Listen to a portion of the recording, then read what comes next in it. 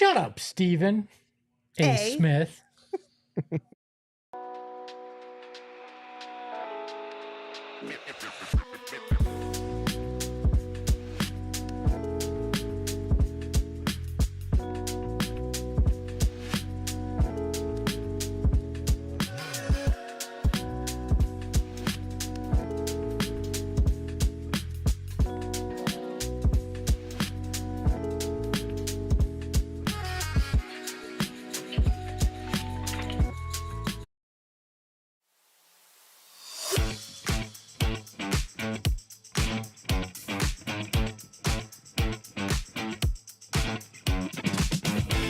What's up, everybody? Welcome into another episode of the PHNX Suns Podcast. I'm Lindsay, that's Gerald, that's Steven, that's Espo, and we are presented by Bet365. Download the Bet365 app, use that code PHNX365 when you sign up, choose your offer, and find out why, whatever the moment, it's never ordinary at Bet365.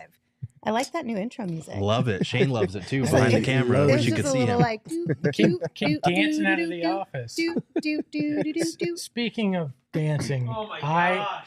I have right off the top of the show. Great I segue. gotta handle the worst thing that happened from last night's game right here, Listen. right now. Erik, can you play that video, please? Yeah. Okay. What is this? That is not the sexy sax dance, Erik. Erik, you look like one of Elon Musk's robots if they fell on their head and got a concussion. Oh, like no. That's not saxophone playing. That's barely dancing. I'm very, very, very upset with what this is. Okay. If you're going to pick up the sexy saxophone, you actually have to do it justice and act as if you know what you're doing. All right? Espo, it's crazy because from this perspective, I couldn't see it like that. Do you see it? Elon Musk's robots if they had concussions. He was cute, but there's improvement that can be made. Hey, I'm gonna have to enjoyed coach it. you up. We're gonna need a training montage on how to actually use the sexy sax. Oh, no. You know, I have to come over here because I don't have a mic to defend myself. I was gonna go and actually play it, and then I realized if I put my lips on it, that it probably hasn't been cleaned once. Okay, Probably and not. I had to back It out. wasn't putting your lips on it that was the problem. It was everything else about it. All right. All right, I'll get better. All right. Game 1 of 82. There is no way to defend yourself. You looked like, and you're not going to get this reference, but other people probably will. Remember when Chuck E. Cheese had the animatronics and they play the music, the instruments? That was Erik, all right? I'm going to have to look that one up. I'm just going to say he was very much like the Suns' performance. I think there was some good. I think there was some bad. I think it's a solid foundation to build on moving forward. Technically, it's a win, but it wasn't the prettiest. But we still celebrate the win. Exactly. Not trying to hear that. Hold on, that was like the Suns' performance at the beginning of the third quarter. Oh, no. All right, disjointed, and except he had no defenders on him. That was the problem. No. All right, we can move Blessings. on. I've Poor done enough. Erik, No, taking let's L's. do a tight 10. Poor thing. All right, now that we let Espo and his shenanigans off the top of the show, we'll reel it back in and we will talk a little bit more about last night's game. Gerald, you wrote an article over at gophnx.com. Everybody go watch or go listen to it after you're done watching this show about some of the positives and some of the negatives from last night's game and where the Suns can kind of continue to grow as we continue down the marathon that is the regular season in the NBA. But we're going to dive into a few of the things from your article, but a few more here as well on the program. And I think we should start with some of the pros from last night, right? Mm-hmm. We're in optimism season, so we're going to start with the pros, then we'll move to the negatives. First things first, ball movement last night, and that leading to generating threes against a Clippers defense that is solid. Mm-hmm. Yeah, they're solid. They've got a lot of switchable guys. They weren't switching the whole night going back and watching it, but I did feel like the Suns did a good job of generating, 38 threes against a team like that is pretty solid. It's not the 44 we saw during the preseason, but it was still very good against this type of defense, especially with the starting lineup. Kind of trying not to step on each other's toes for doses of the game, it felt like, working Tyus Jones into there. How much is he handling it? How much are the other guys initiating? It felt like there was some some give and take there. But I like the way that they moved the ball around. There were a couple of plays where it was really popping. I thought Mason Plumlee did a great job in the short roll. He had a couple of assists where he caught it in the pick and roll and immediately found the open shooter. Grayson relocating the one with Book where he got the steal. They came down, they moved it around the horn, and Book popped out to the corner. Those were just a couple of examples where it was like, okay, this is what we envision when we talk about wanting to shoot more threes. It has to be good threes off of good ball movement. And so I think that was a good starting point to build off of. Yeah, I mean, you saw it in the first half. They had 23 attempts from deep, right? They were on pace for 46. They ended up the game with 6 more than they were averaging last season, and that was with spans where it kind of dried up for them. I thought that from a three-point perspective, it worked great. There were a few times Oso Ighodaro got that kind of hockey assist. It was the pass before the pass that led to the basket, which I thought was high IQ plays that he was making. And overall, there were pockets where you went, this is the offense that we signed up for, right? There are a few moments in the third where you thought, hey, when did Kevin Young get the controller back and can we give it back to Bud? But overall, you went, okay, I understand what this offense is attempting to do. I see the vision of a 5 out and how the motion works. There was, I think it was done on a cut at one point, got a nice basket as well. Like there were just moments where you went, okay, this has high octane to it. This is what we want to see. I think everything that you guys are speaking to is organization. We talked about Bud having an identifiable plan that the team is operating in accordance with, in alignment with. I think we saw a lot of that. You talked about the switching. I talked about the switching in addition to the pressure off the ball that the Clippers were playing with, customary to a Tyronn Lue defense. Trying to take away primary actions, force you to cycle through other actions in that. A lot of times, some of the Suns' offense, some of the screens that they like to work with off the ball were top locked or just heavy denied. So the option's not there. So now do you just watch that person work to get open, or do you have a pressure counter? And it feels like in game one, we saw a ton of pressure counters. For example, you talked about the 5-out spacing, the elements. Nurkic is spaced in the slot area of the floor. Kevin Durant's trying to get the ball at the top of the key, or Devin Booker. Instead of trying to force it to the one pass away, you throw it to the person who's left wide open, who is Nurkic, and I can flow into a dribble handoff going downhill and a bunch of other different things like that. I think there's a ton of value in having that as a template in your personnel and process this early in the season. It's only going to get more snappy in terms of its cadence, and they're going to be able to cycle through more of the difficulties that defenses try to pose to them. That's a great point on that element of it, because they do have 3 bigs who can flow into those dribble handoffs when things are denied. So keep an eye on if a member of the big 3 or a Grayson Allen is trying to get the ball and they're being denied near the top of the key and the big has the ball. Watch the way that they progress into a dribble handoff with Nurk or Mason or Oso. And if that's being denied, then that opens up backdoor cuts, which is where all 3 of those guys can make those passes. So it's good to have that optionality with your offense to where, okay, you want to play us overly aggressive, you want to keep the ball out of our big 3's hands, we're going to be able to get it to them in different ways still, because we have 3 bigs who are very good at setting screens, very good at dribble handoffs, and very good at making the bounce pass when you overplay and we backdoor cut. Another thing too, I think from last night's game that will get better in this area is that, like Steven, to your point, there were times where it looked really good and there were times where it kind of just maybe not so much. The chemistry with this group will continue to get better throughout the season and as we progress, because we have to remember, even though there is a lot of chemistry and continuity that came back, you're still implementing Tyus Jones, who's a big part of this, and then Grayson Allen coming off the bench, who you also didn't really get during preseason, and Jusuf Nurkic you didn't get during preseason either. Right. So there's a little bit of wiggle room there. The fact that we still saw some glimpses of it trickle into the regular season that we saw in the preseason is a positive.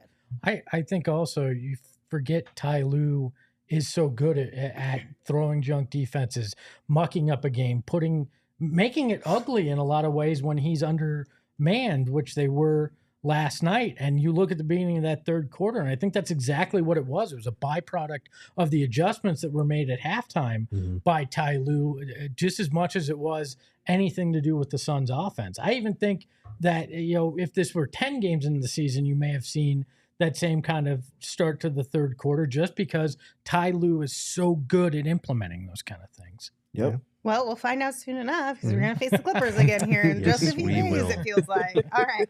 Another positive from last night was the Suns defense. I know in the postgame show, we specifically highlighted the reserves and what they were able to bring into the game later in that first quarter, early in the second quarter, and then again later in the third, early in the fourth.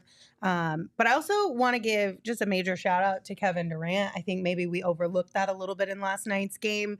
Him and the defensive effort we got from him in the fourth quarter, specifically later in the fourth quarter, that really helped push us into overtime. At one point, he was like, I'm going to take James Harden. Let me cook.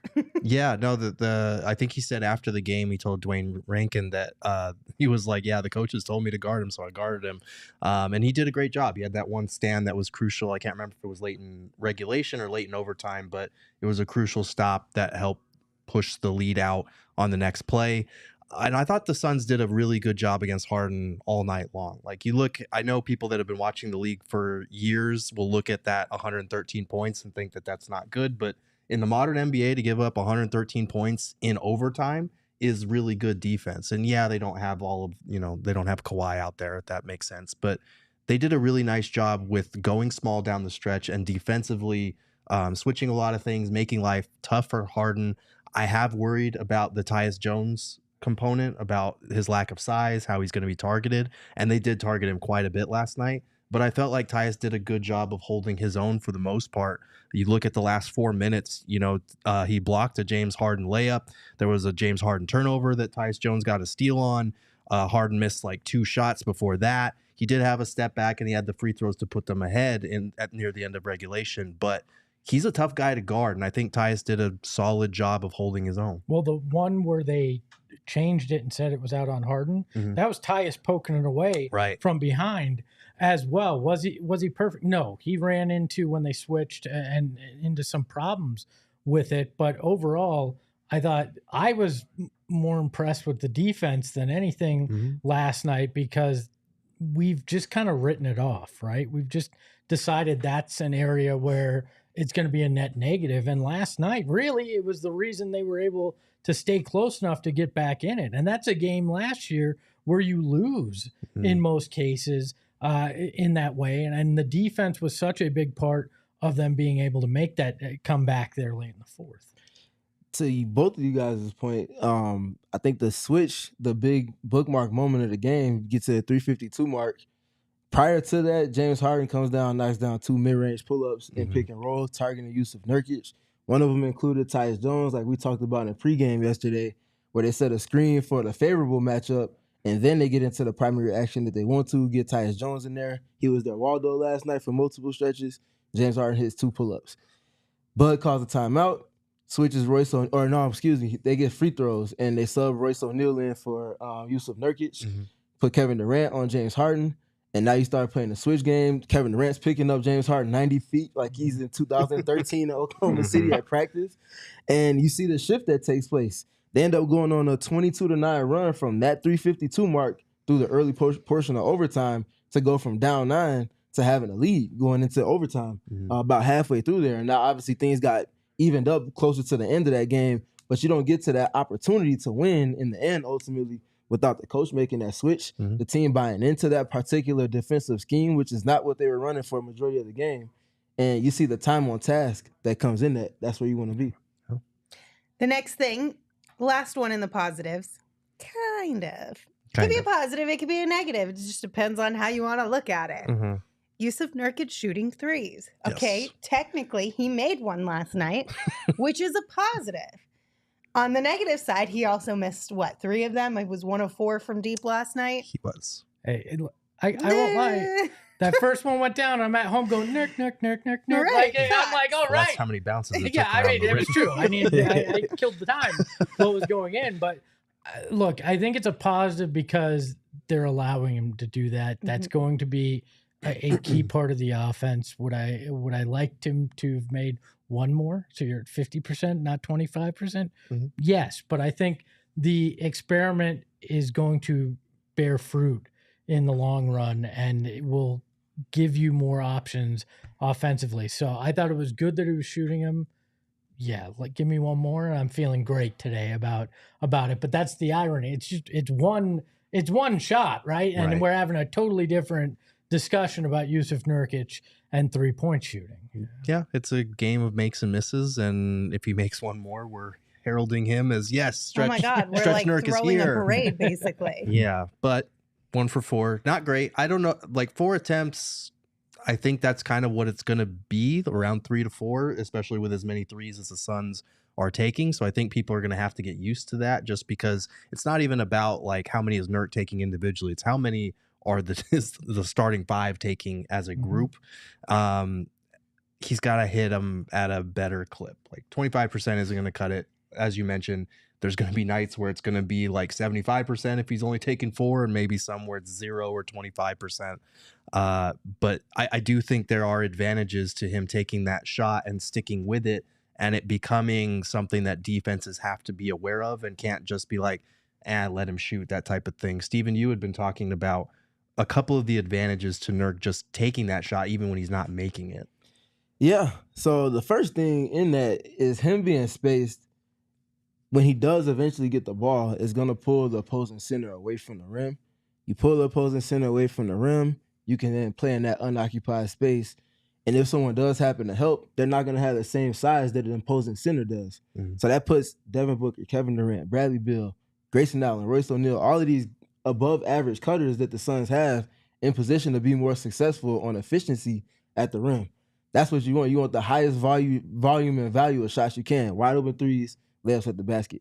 Remove the center, that makes that job easier. But the other thing within that, when Nurkic is taking those shots, it's more efficient than him missing shots at the basket, which then compounds because now he's the last player to cross the half-court line, getting back on defense in transition.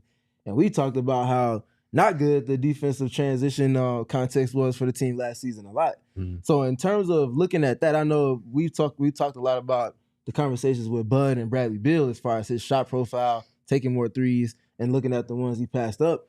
I'm almost positive that he had those same conversations with Yusuf Nurkic, spending time with him over the summer, saying, hey, let's look at 50 of your rim attempts last season. And imagine if, for one, great job getting the offensive rebound, a lot of them came from there. What if you passed it out to one of these 3 elite shooters we had? We played in that 14 seconds. Or what if in my template of offense, you're spaced? And now if you shoot your threes at above 30%, those makes are going to average out to a little bit more than what your misses amounted to last season. It's going to help the team defense in transition. It's going to help the team shot profile. Everything's going to feel a little bit better. Plus, I think as a whole, like if you're going to encourage Nurk to shoot threes, you got to give it a little bit more than one game before you really make a decision, right? Yeah. It's the social media got to see it through, my boy. Like, you just is what it is. Yeah. There are going to be nights where it's not as pretty as you hope for it to be, and you just got to ride the wave that is trying to get Nurk to shoot more threes and become a stretch big, period. Yeah. All right, on the other side, we're going to dive into the negatives. But first, a quick break. Maybe. Whatever the moment, it's never ordinary at Bet365. And right now, they are offering you a choose-your-own adventure when you sign up using the code PHNX365 and deposit $10. Then you get to choose between either a bet and get offer where you place a bet of $5 or more and get $200 in bonus bets, or you can choose a first bet safety net offer by placing up to a $1,000 bet, and if your qualifying bet loses, you will receive a matched refund in bonus bets. There's a lot of cool things for NBA season on the Bet365 app, including their early payout offer. So make sure you check that out. But download the Bet365 app today.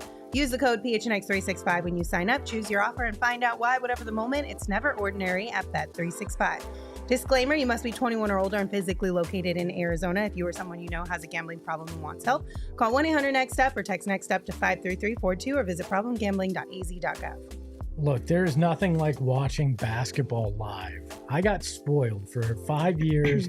I went to every game for free.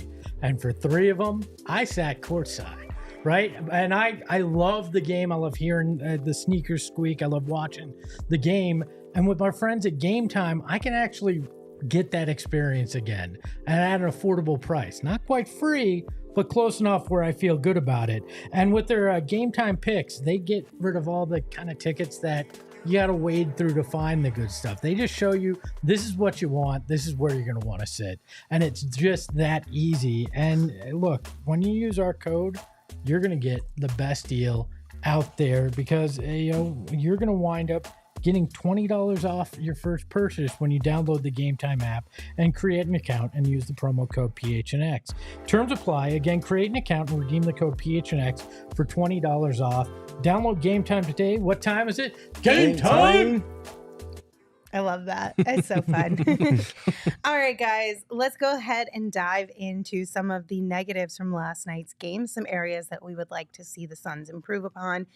Obviously, one of the glaring holes in last night's game was Devin Booker's performance. It's not often that, I hope not anyway, that we will see a game like that from Book, but it definitely didn't help the situation.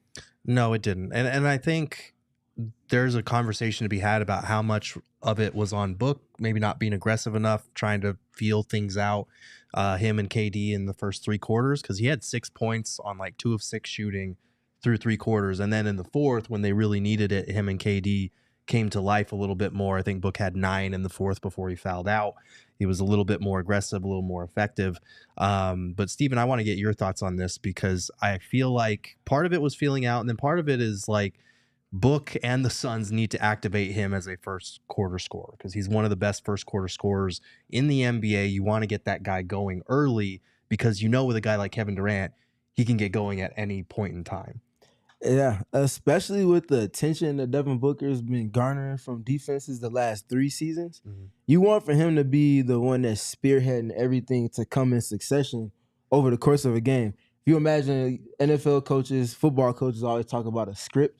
Usually have about 5 to 10 plays that they plan to run based off of whatever it is, advantage-wise, that they're trying to create. What should be baked into the Suns script on a game basis should be Devin Booker getting 6 to 8 points in the first quarter alone.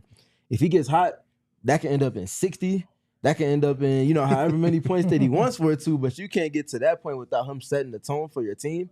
And that's kind of what the big thing is. Just Devin Booker setting the tone.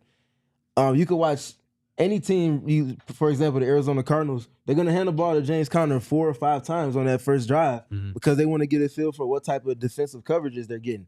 With Devin Booker, it's no different. You want to go halfback dive with him a handful of times and just let him do his thing because you want to get a feel and get the defense to start shifting and adjusting to you. So that's important in their process. Look, I'm just going to say it was a bad night for Devin Booker. I mean, you can split it up however you want, but he didn't play well through those first 3 quarters. Obviously had the foul trouble and fouled out, which is just not something you can afford for your one of your superstars to do. That said, I feel like the first quarter and that first half, the entire team was just trying to showcase we're going to pass the ball, right? We're going to pass it around. This is who we are now. Because you look at how evenly distributed the shots were in that first half, it was weirdly so. Like, I don't know that we'll ever see it quite as even. It was basketball communism, all right? Everything was distributed evenly amongst the group there. But I also went back and looked because Gerald's starting to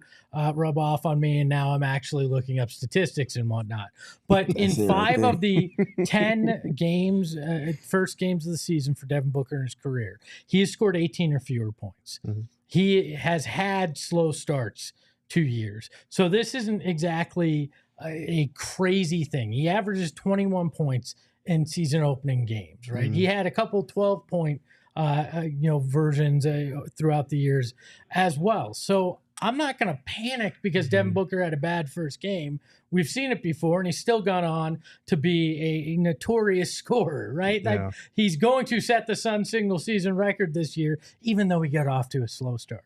Yeah. I'm just so proud right now. Oh, no. Love Espo's analytics on Comrade Devin.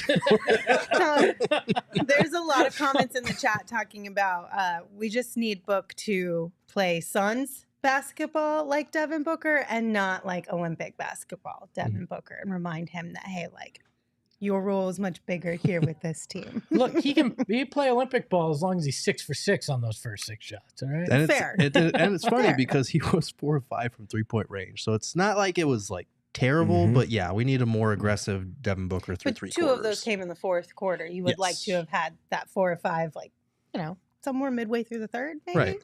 Preferably. Earlier on, and it's not even a game in the fourth quarter. Yeah. And I'll say real quick, too. We're talking about a lot of newness. Tyus Jones, talk about halfback dive. Your quarterback, Tyus Jones, is brand new. He's got a lot of brand new toys that can all get 40 at any given moment. So I promise you, Tyus is probably in the locker room like, yeah, Book, I know you said you got to be more aggressive, but it's on me to make sure you get in the positions you need to be successful to set that tone. So I imagine those conversations were had too. Look, we got 2 quarterbacks in the Valley that are the same height. All right. Damn. Skady Thos in the chat said it was clear he's emphasizing defense this year, and it's going to take a while to get used to the whistles and adjust. It's just the first game, but he was flying around on D. Can we talk about that? Mm-hmm.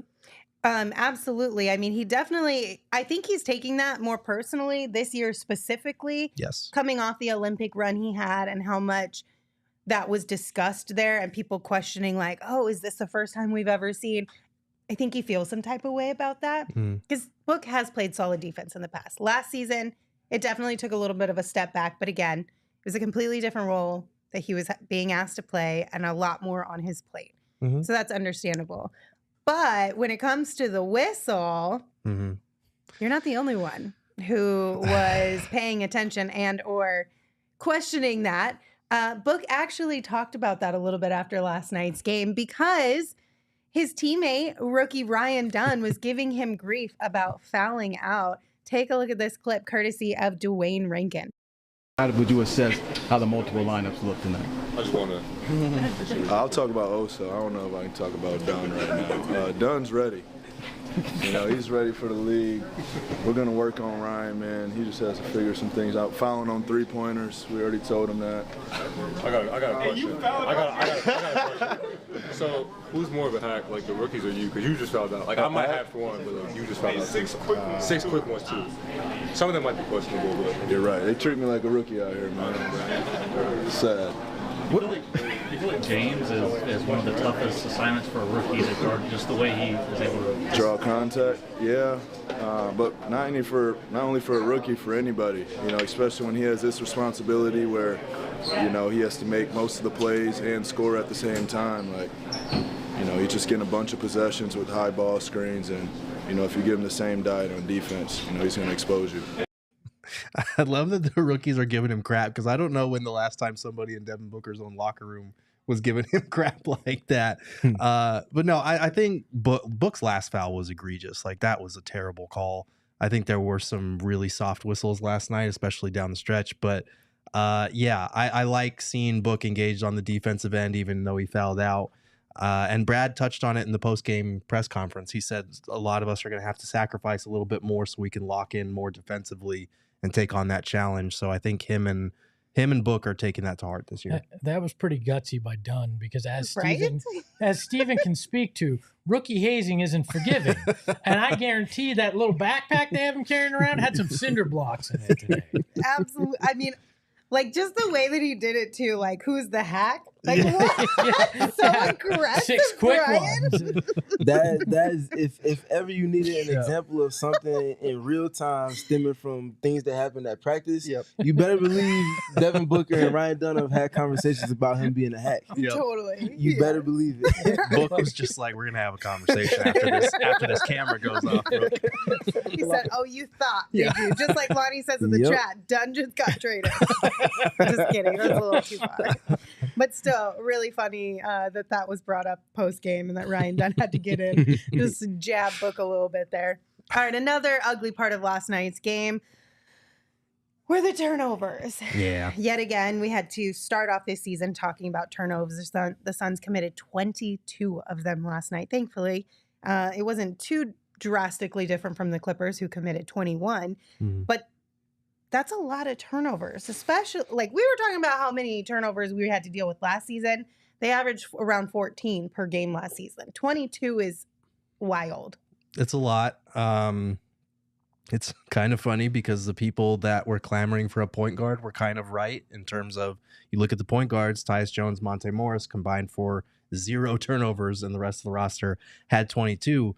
But it's also kind of just going back to what I've been saying since I made the mistake of rewatching every turnover from last season, is like your main guys just have to be better with the ball. They're turning it over in really sloppy situations that they're going to be expected to function in regardless of whether you have a point guard on the floor. And yes, I do think last night the Suns could have had the point guards initiate a little bit more. There were a lot of possessions where it felt like Book or KD were initiating, they were getting doubled, and it was making their life harder instead of letting the point guards do what they're here for and set them up.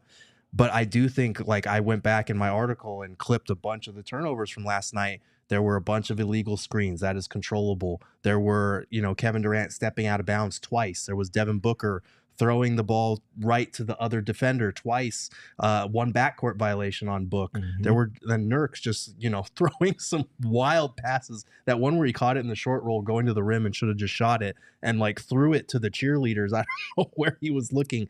These are controllable things, and these are things that are going to keep happening regardless of how much you have a point guard initiate, because these guys have to function in those spots anyway. Are they controllable, though? Because that's what we saw last year as well. And if they're so controllable, I get it. It's game one. Yeah. So maybe they have worked on it. Maybe some of it will fix itself. But I think we're in for a couple of those Nurk passes a night. That's going to happen. I think we're going to get a few of those KD moments because it just seems to happen. Where I think, and Steven, I'd love your thought on this watching the offense as closely as you do, but it feels like they still went to that ISO ball like you referenced, Gerald, at the top of the key with KD a little too often, and I don't think they set him up for as much success as they could have in getting him the ball where it's one or two moves before he can shoot rather than having to try to dribble from the top of the key. That was just kind of my read on it. Well, some of that, I'm glad he's bringing that up, because some of that, which is something that even Kobe Bryant got on Kevin Durant about, doing your work early, not allowing for your defense to push you off your spots. You talk about all of Kobe's greatness. He was stubborn where once he put his foot down in their triangle offense at the block, you weren't about to move him off of there. He was going to get the catch point where he wanted to. That's not something that Kevin Durant does consistently. Now, obviously, he has the God-given basketball skill and the height to match to where he can just take one dribble or two dribbles, get back to the same spot that he was pushed from, and you can't even contest it. The issue is, though, when you have a team like the Clippers, the personnel that they can switch with, he might start a possession and it's Terrence Mann, and then he might finish that possession and it might be Norman Powell or any other wing that they have, Derrick Jones Jr. They can get up decent enough contest to where it's making it look like the offense is hitting a snag. There's no movement. All of the action and things that they were able to get just wasn't happening. So some of that is on him, but I also think that some of it is also on whoever it is that's in charge of the offense, whether that's Tyus Jones in stretches, whether that's Mike Budenholzer. You get the looks you got in the first half with him coming off of wide pin downs and the empty corners and things like that, and then you just really kind of abandon it the rest of the way. You're playing into the hands of a team that wants to switch to stop you from running your offense. That's their main reason for doing that. You can't go against the grain to those extents and expect sustained success that often. So Mauricio in the chat said, realistically, where should we be on turnovers? We're not even trying to ask for the world. So they averaged 14.9 per game last season. We're asking them to keep it under 13, or at least at 13. Yeah, 13 or less, you're in great shape. Yeah. So for drastically reference, different from last night's game, but when you look at the averages, not so much. My big thing, though, for the Suns last season and this season, it's the live ball ones. Yes. If you turn it over and it goes out of bounds, like you talked about Nurkic throwing it to Steve Ballmer, Yeah. that's cool. Steve has to give the ball to the ref. Right. The ref has to give it to the inbounder. By that time, the defense should be set. If you throw it and you dribble it off your leg or you throw it to someone that's shooting a gap, that's the worst advantage for a team trying to get back on defense. You can't recover from that. Yeah. Next up, giving up too many offensive rebounds. This one was killing us, especially early on in the game yesterday. The Suns lost the rebounding battle overall 51-42. Not a single one of the Suns starters had an offensive rebound, and total they only had 4 on the night compared to the Clippers 13. Yeah, I mean, this is something that we're going to see consistently. This is another thing that I clipped in my article today, just going back and looking at all of the offensive rebounds, seeing how they happen. Some of them, like, it's going to happen when a guy shoots a ball at the rim and it comes right back to him. Like, there's not a lot you're going to be able to do about that. But there were a couple of times where off of free throws, the Clippers were getting second chance opportunities because there wasn't a proper box out. Guys getting bullied because they're crashing and the box out is just not strong enough or lazy. a matter of effort a lot of the time on the offensive glass. And last night they got outworked by a scrappy Clippers team, which is how the Clippers are going to have to play, like give them some credit.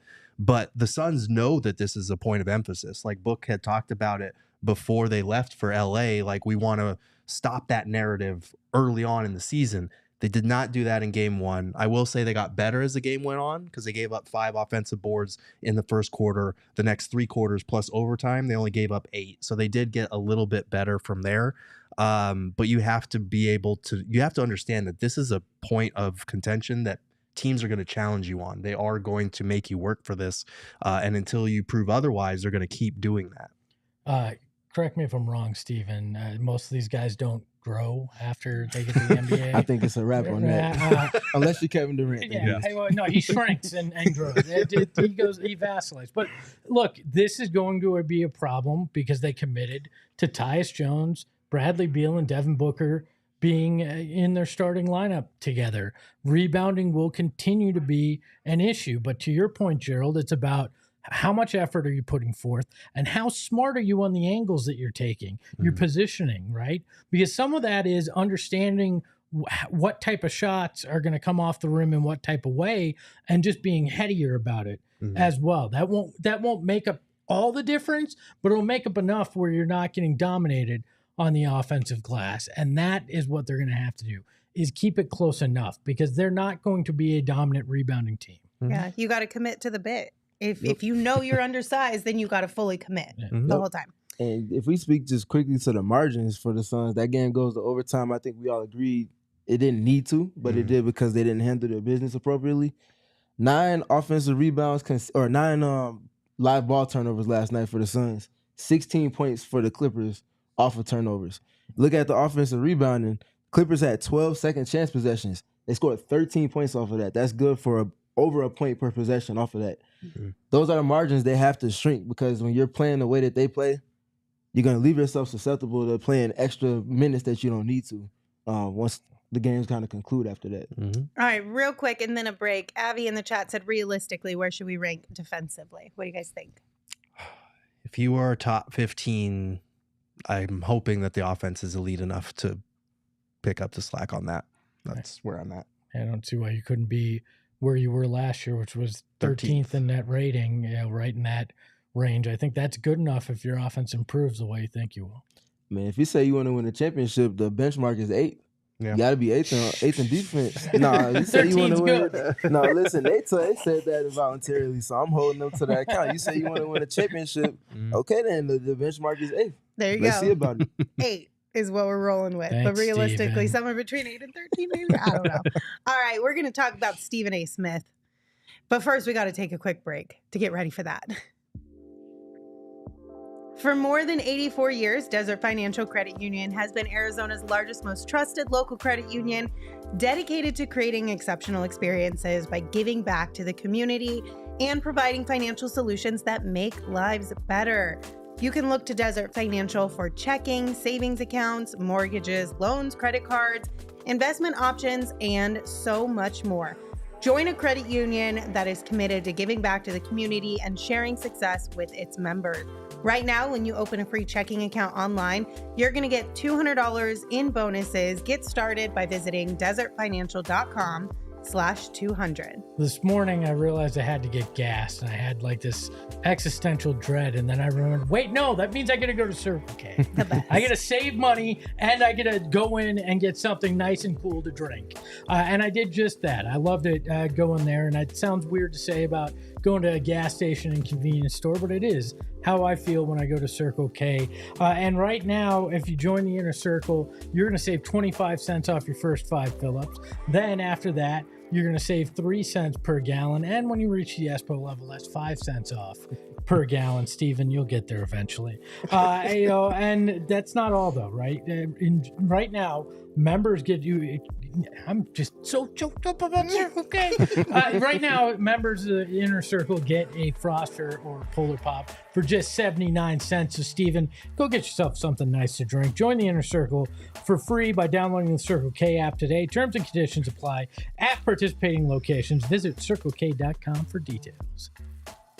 So I didn't think we were going to have to deal with this early. into the season. But lo and behold, here we are. Stephen A. Smith was asked, quote, how much belief do you have in the Suns with KD as their superstar? And of course, he went on yet another rant about his leadership. Here's a small snippet of it. It's what ability you have to peel out of others. And his resume, much to the chagrin of his loved ones and various others in his inner circle, and, you know, they've gotten at me over the years, not in a very flattering fashion about the things that I've had to say. And I accept it.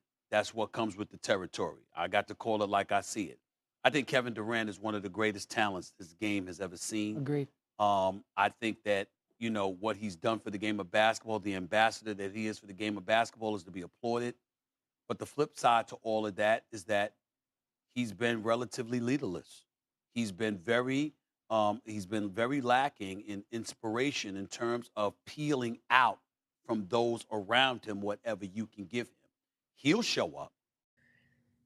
I'm so tired of the leadership conversation when it comes to Kevin Durant, when it comes to Devin Booker. Like, again, I get the idea of wanting them to be louder from a visual perspective for our benefit on the court and things of that nature.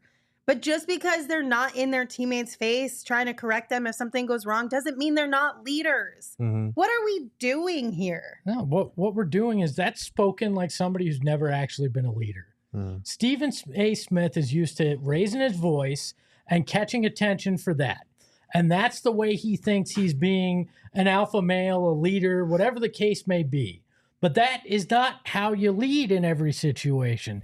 That's not what it takes to be a leader. And we've talked about this before. Leading is not the same as being a boss. Leading does not have to be, I'm going to get angry at you. Leading can simply be, hey, I saw you did this. Why don't you try this next time? Or, hey, bad game. You had a rough game, man, but shake it off. Like, even those little things can be leadership. And the fact that somebody like Stephen A. Smith, who's never actually been inside a locker room with Kevin Durant, never actually has seen the work that goes in, the things that he does, the way he treats his teammates, this is a lazy take.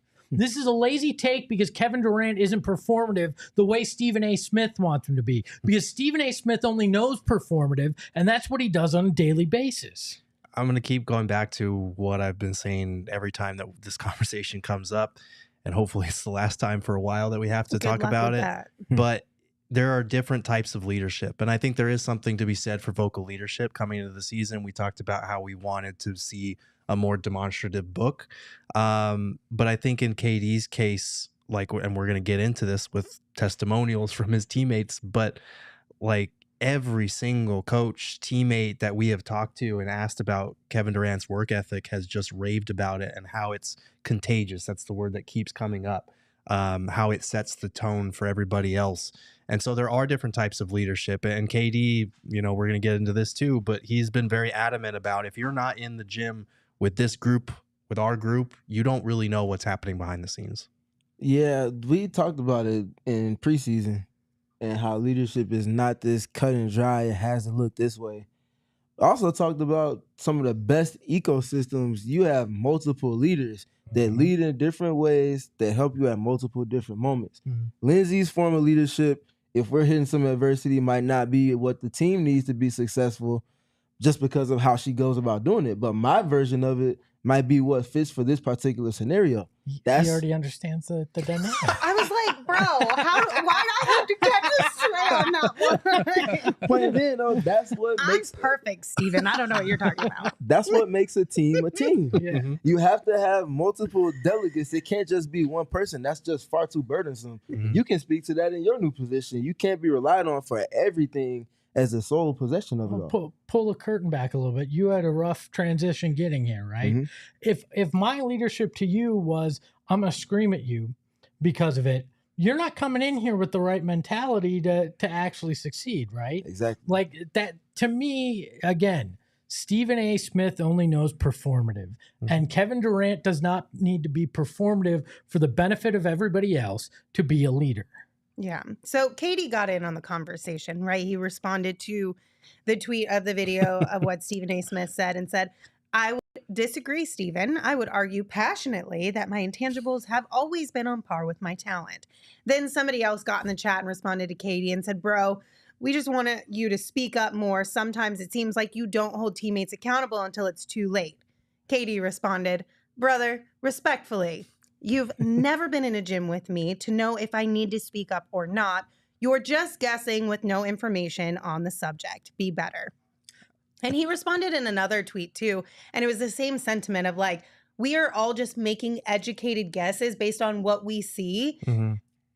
From like a viewer perspective, right? Like people like Gerald and stuff, like you have more access, so you get to see a little bit more of these type of things. But just from a fan perspective, that is exactly what's going on here. We look at a game, we think Kevin Durant and Book aren't talking to their teammates because we don't see them being like, hey, do this thing. That doesn't mean that it's not happening.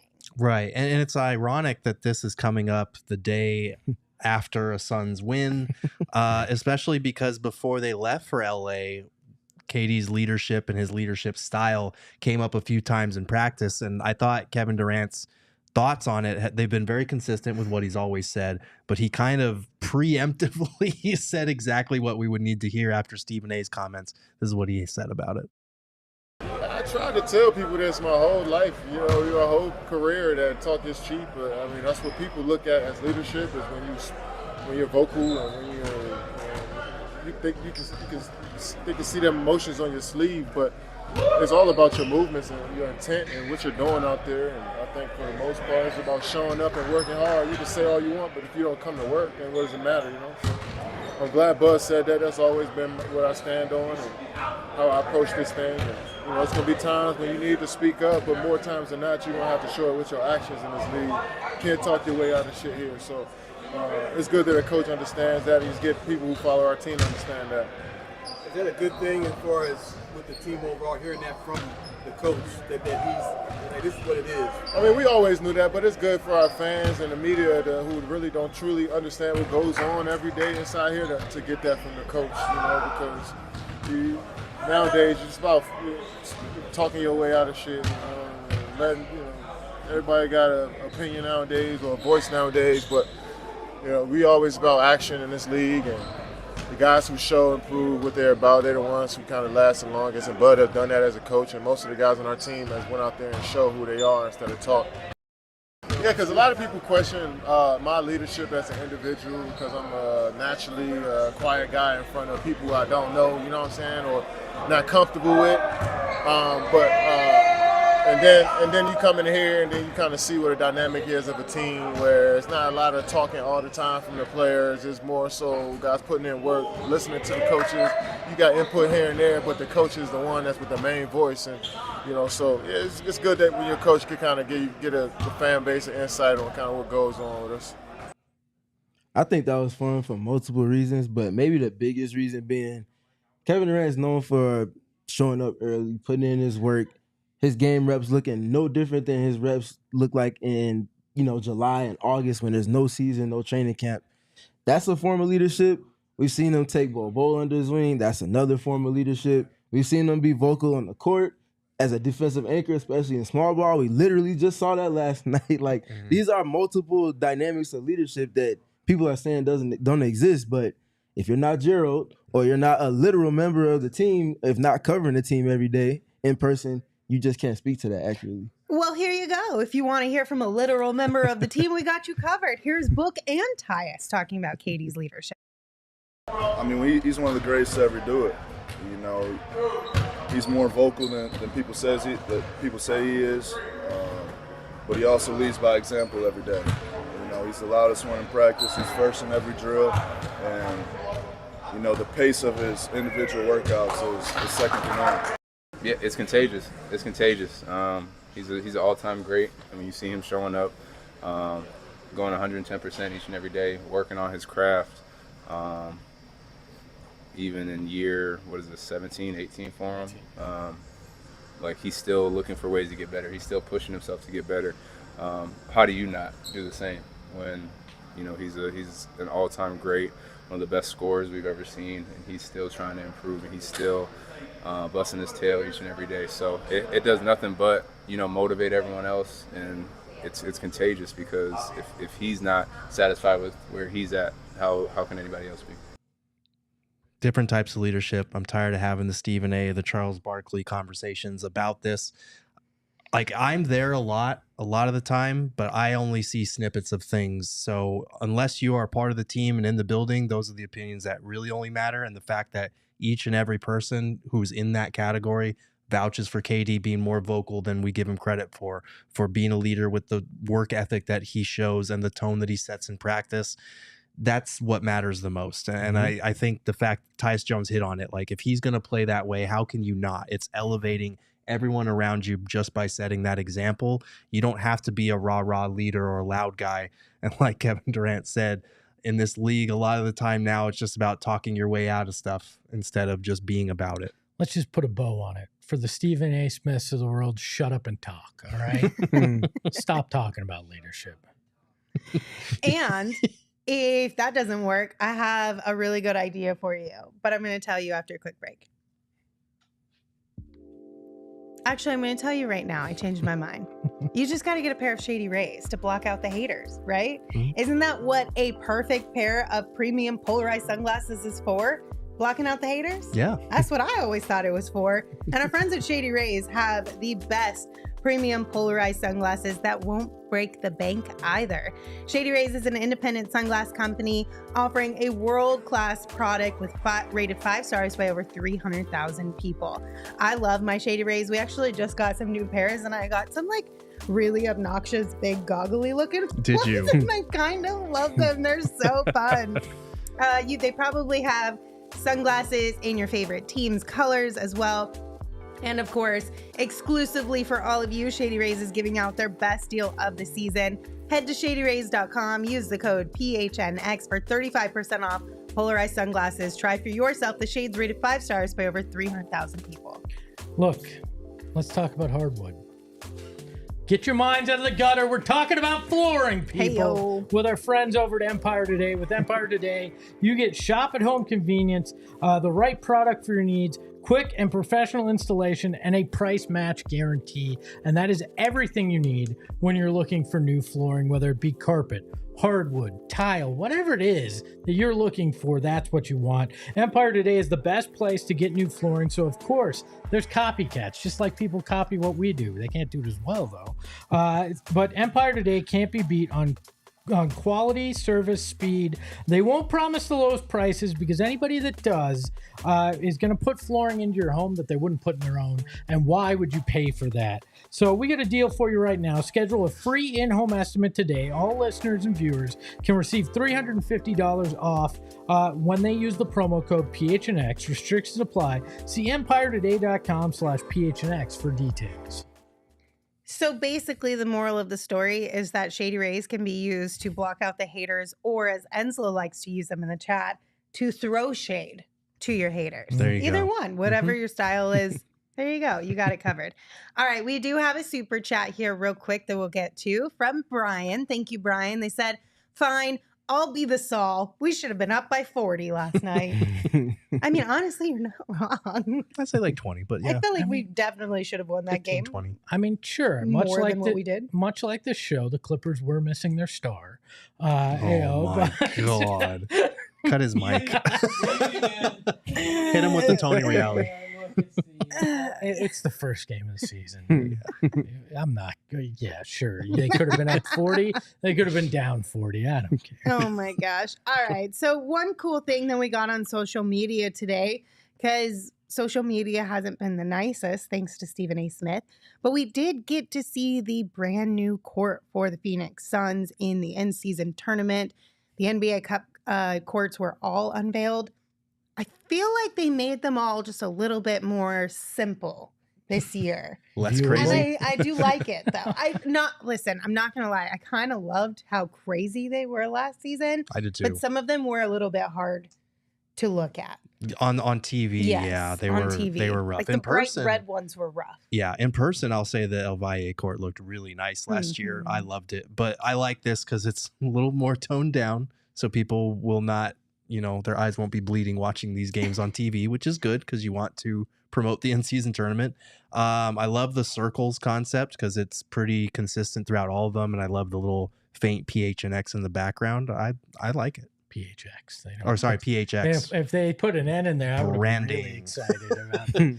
Look, I love the court. I think they are a little bit more simplistic. I think we will get a wild enough court with the City Edition jerseys that if you're that's just, I haven't seen it, but that's my inclination there. Can we put it back up one more time, Erik? Though I do like it, but it does look like, you know, in the science books where they show you the cross section of Earth. And you see the molten center. That's that kind of cool, it kind of looks like that. I'm with it on here. I'm not against it. I'm just that's what I thought when I saw the circle with the orange circle inside of it. Because the Suns are the center of our universe and Earth, right? Sure. We'll getting real deep here now. Okay. Steven, do you like it or? I love it. It's given very Phoenix. It's impossible for the colors to not pop because the purple color code is loud. The orange is naturally loud. It's perfect. Yeah, I like it. Somebody on Twitter said it looks like they threw a bunch of oranges at a wall, but that they love that about it. Like it's so, I don't know. It's just different, and I kind of dig it. It's different, but it's like, again, subtle with a lot going on. I haven't seen the City Edition court, but I'm gonna go out on a limb and say that the Suns will have 3 of the best courts in the NBA this year. I like what they've done with what they have. But Espo, how do you feel about Hello's comment in the chat that orange better than purple confirmed? Hello can get bent, all right? Because no, purple is the superior color. We are the purple gang from Phoenix. Planet Orange was one of the dumbest things I've ever heard. Mr. Orange is in prison. Purple is the color that you want to be associated with, not a jumpsuit. So. I will also say purple. That's wild. I gotta give you a fist bump for that one. That was off script, off top. That was perfect. Purple is royalty. That's the other big difference. Orange has some other connotations to it, but purple, legendary in terms of historical context, always meant royalty. So there's a lot about that's wild. Oh my god. You know, it's funny, is purple your favorite color? It has become, okay, but not like exactly your favorite it color? wasn't when I was a kid, but now that I'm an adult. That's interesting, because there's a lot of like, I know this is like maybe a little too woo-woo or whatever. They say, people on the internet say that if purple is your favorite color, it says a lot about who you are as a person. I'm going to send you a link to it, Espo, just so you know. Like good or bad? Yeah, debatable. Okay. I'm the Joker. It's all right. You can send that tracks. Did you wear the purple pants yesterday? No. Okay. No. Well, there you go. Look, let me make this clear. I don't just sit around the house in the purple pants thinking, it's not some magical thing. It's got to be on set, all right? Okay. And they will be making a comeback this year, all right? That's and I've got new shows for them. That's literally a lie, because last year, at times when you weren't on the show, you were like, don't worry, I'll wear the purple pants tonight. Well, no, I was on the show. I didn't miss there were literally times where you weren't on the show. And you would like, don't worry, guys, I got us. I'll wear the purple pants. So you do believe in them as magic. So are the purple pants performative then, or great question? Great question, Gerald. You've seen me off camera. Wow. All this is performative. Don't touch me, Gerald. All of this is performative. All right. Well, thank you guys for hanging out with us. We really appreciate you being here. If you're here with us on YouTube, make sure you hit that thumbs up button for Espo's purple pants. And if you need a better reason, do it because the Suns technically won yesterday. Yeah, Hooray! There you go. Rate, review, subscribe wherever you get your podcast. And of course, give the show a follow on social media at PHNX_Suns. One other thing. Yes. We are now on Samsung TV Plus. Hey. So if you have a Samsung TV, you can find us on there. We're one of the channels. You'll love it. 24 hours. 24 what now? 3 2438. So Tom Chambers and Saban Lee. You can find us there on random. Samsung TV Plus. 24 hours of PHNX. You'll love it. Yeah, you will. All right. Just a reminder, we will have a watch party tomorrow out at Gila River Resorts and Casinos, Wild Horse Pass and Casinos. So come hang out with us, watch the game with us. And until we see you then, you can follow me at Lindsay Smith AZ. You can follow Gerald at Gerald Borgay. You can follow Steven at Steven PG3. And of course, you can follow Espo at Espo. Espo, take us home. There's nothing wrong with basketball communism. Das Vidania. Oi, oi. We all silly like the mayor.